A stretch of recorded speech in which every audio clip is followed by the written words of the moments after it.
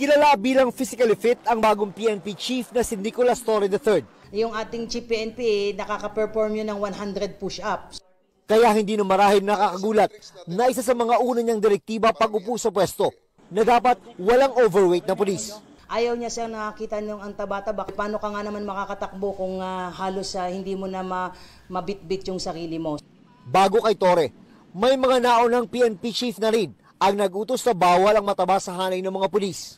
Pero sabi ng bagong liderato ng PNP, panahon na muling seryosohin ng mga pulis sa kanilang annual physical fitness test at disiplina sa pangangatawan, mababa o mataas man ang kanilang ranggo.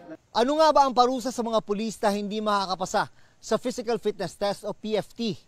Kapag 2 beses na bumagsak na magkasunod, sabi ng PNP, hindi pwedeng ma-promote ang isang pulis. At kapag hindi na-promote, maaari itong mauwi sa pagkakaalis sa serbisyo. Bukod sa maayos na pangangatawan, gusto rin ni Torre na maging sharpshooter ang mga pulis. Bagaman mahigpit ang kanyang bilin, nagagamit lang ng baril bilang final option. Ang laki-laki ng target paper mo tapos nasa labas lahat ng putok mo, nagmi-miss ka, parang hindi naman ata katanggap-tanggap yon bilang pulis po. June Veneracion, nagbabalita para sa GMA Integrated News.